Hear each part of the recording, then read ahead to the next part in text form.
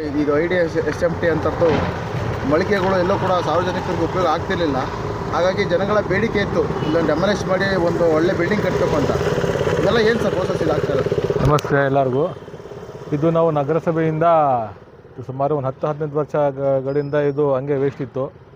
ಇಲ್ಲಿ ನಾವು ಇವಾಗ ಡೆಮಾಲಿಷ್ ಮಾಡ್ತಾ ಇದ್ದೀವಿ.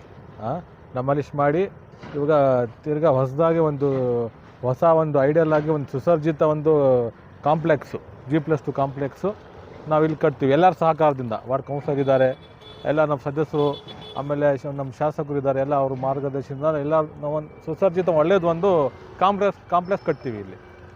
ಯಾರ್ಯಾರಿಗೆಲ್ಲ ಇಲ್ಲಿ ಇರ್ತದೆ ಸರ್ ವ್ಯವಸ್ಥೆ? ಇಲ್ಲಿ ಯಾರ್ಯಾರಿಗೆಲ್ಲ ವ್ಯವಸ್ಥೆ ಮಾಡಿಕೊಡ್ತೀರಾ ಅಂತ?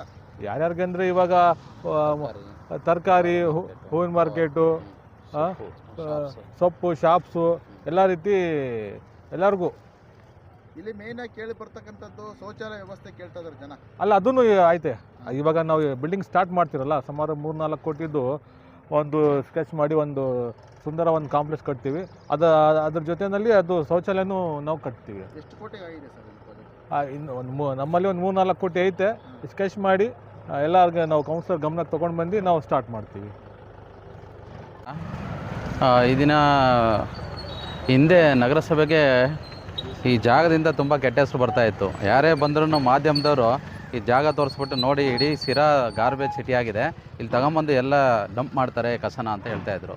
ಅದಕ್ಕೆ ನಾವು ನಗರಸಭಾ ವತಿಯಿಂದ ಈ ದಿನ ಆಲ್ರೆಡಿ ನಾವು ಎಲ್ಲ ಕೌನ್ಸಿಲರ್ ಗಮನಕ್ಕೂ ತಗೊಂಬಂದು ಬಾಡಿಲಿ ರೆಸೊಲ್ಯೂಷನ್ನ ಪಾಸ್ ಮಾಡಿ, ಜೊತೆಗೆ ನಮ್ಮ ಜಿಲ್ಲಾಧಿಕಾರಿಗಳ ಕಚೇರಿಯಿಂದಲೂ ಸಹಿತ ಅನುಮೋದನೆ ಪಡೆದು, ಮತ್ತು ಪೌರಾಡಳಿತ ನಿರ್ದೇಶನಾಲಯ DMA ಡೈರೆಕ್ಟ್ರಿಂದಲೂ ಸಹಿತ ಅನುಮೋದನೆ ಪಡೆದು ಸುಮಾರು 20 ವರ್ಷದಿಂದ ಹಿಂದೆ ನಿರ್ಮಾಣವಾಗಿರ್ತಕ್ಕಂಥ ಬಳಕೆಗೆ ಬಾರದಾಗಿತ್ತು. ಸುಮಾರು 3 ಅಡಿ 4 ಅಡಿ ಕೆಳಗಡೆ ಕಟ್ಟಡವನ್ನು ನಿರ್ಮಾಣ ಮಾಡಿದರು.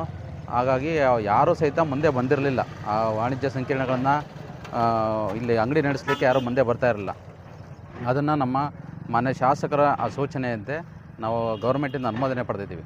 ಇದು IDSMT ಯೋಜನೆಯಿಂದ ಹಿಂದೆ ಆಗಿರ್ತಕ್ಕಂಥ ವಾಣಿಜ್ಯ ಸಂಕೀರ್ಣ ಇತ್ತು. ಸುಮಾರು 87 ವಾಣಿಜ್ಯ ಸಂಕೀರ್ಣಗಳನ್ನ ಚಿಕ್ಕದಾಗಿ ನಿರ್ಮಾಣ ಮಾಡಿದರು.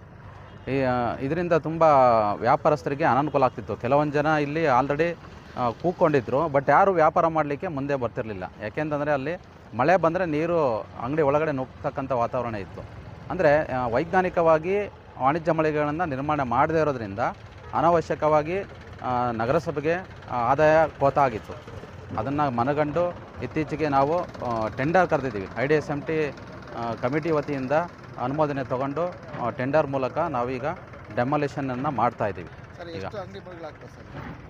ಈಗ ನಾವು ಅತ್ಯಾಧುನಿಕ ವಾಣಿಜ್ಯ ಸಂಕೀರ್ಣ ನಿರ್ಮಾಣ ಮಾಡಬೇಕು ಅಂತ ಕಂಡಿದ್ದೀವಿ. ಅದರಲ್ಲಿ ಫ್ಲವರ್ ಮಾರ್ಕೆಟು, ಜೊತೆಗೆ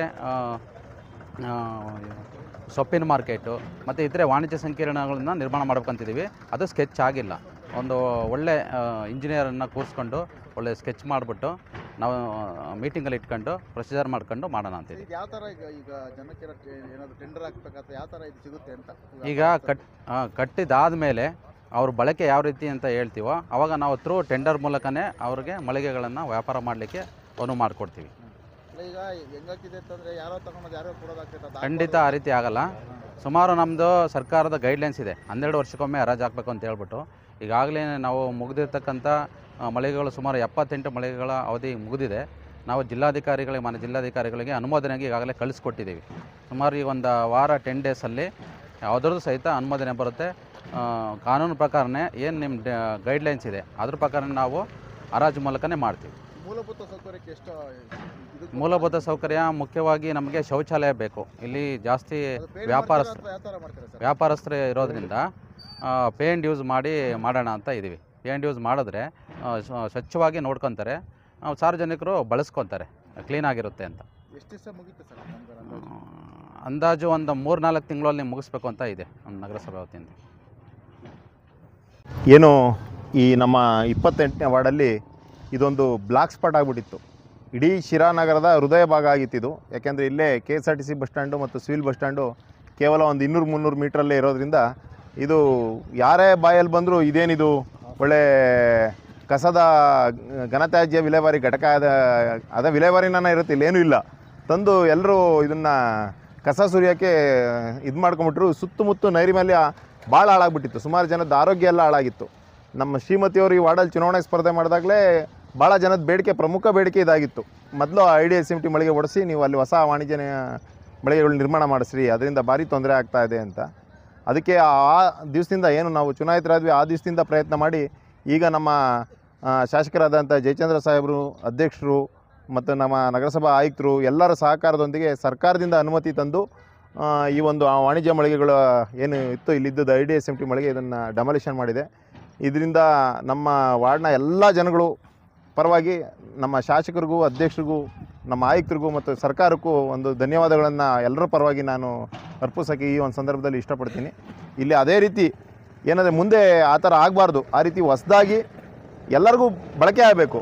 ಇಲ್ಲೇನು ಸೊಪ್ಪಿನ ಮಾರ್ಕೆಟ್ ಇದೆ, ಹೂವಿನ ಮಾರ್ಕೆಟ್ ಇದೆ, ತರಕಾರಿ ಮಳಿಗೆ ಇದೆ, ಅದರಿಂದ ಟ್ರಾಫಿಕ್ ಸಮಸ್ಯೆ ಸಮೇತ ಆಗ್ತಾಯಿದೆ ಭಾಳ. ಮತ್ತು ಫುಡ್ ಕೋರ್ಟ್ಗಳು, ಬಸ್ ಸ್ಟ್ಯಾಂಡ್ ಪಕ್ಕ ತಳ್ಳ ಗಾಡಿಗಳಲ್ಲಿ ಮತ್ತು ಇದರಲ್ಲಿ ಇಟ್ಕೊಂಡಿರೋದು ಎಲ್ಲ ಸಮಸ್ಯೆಗಳು ನೀಗಿಸೋದಕ್ಕೆ ಇಲ್ಲಿ ಒಂದೇಳೆ ಅವಕಾಶ ಇದೆ. ಅದನ್ನು ಬಳಸ್ಕೊಂಡು ಒಳ್ಳೆ ಶೌಚಾಲಯಗಳನ್ನು ಇಲ್ಲಿ ಈಗೇನಾಗಿದೆ ಅಂದರೆ ನಿತ್ಯ ಸೊಪ್ಪಿನ ಮಾರ್ಕೆಟು ಈಗ ಆಲ್ರೆಡಿ ಹೂವಿನ ಮಾರ್ಕೆಟೆಲ್ಲ ನಿತ್ಯ ಹೋಲ್ಸೇಲೆಲ್ಲ ನಡೀತಾ ಇರೋದು. ಇಲ್ಲಿ ಈಗಲೂ ಅದೊಂದು ಭಾಳ ಶೌಚಾಲಯದ ಭಾರಿ ಸಮಸ್ಯೆ ಆಗಿದೆ. ಈಗ ಆಲ್ರೆಡಿ ಒಂದು ಟೆಂಡರ್ ಆಗಿದೆ ಇಲ್ಲೊಂದು ಇದೇ ಈ ಸ್ಥಳದಲ್ಲೇ ಮಾಡಬೇಕು ಅಂತ. ಅದೇ ರೀತಿ ಇನ್ನೂ ಈ ವಾಣಿಜ್ಯ ಮಳಿಗೆಗಳ ಜೊತೆಗೆ ಇನ್ನೊಂದು ಹೊಸ ಶೌಚಾಲಯವನ್ನು ಮಾಡಿ ನೂತನ ಮಳಿಗೆಯನ್ನು ಮಾಡಿಸಿ ಸಾರ್ವಜನಿಕರ ಉಪಯೋಗಕ್ಕೆ ಕೊಡ್ತೀವಿ ಅಂತೇಳಿ ಈ ಒಂದು ಸಂದರ್ಭದಲ್ಲಿ ಹೇಳೋಕ್ಕೆ ಇಷ್ಟಪಡ್ತೀನಿ.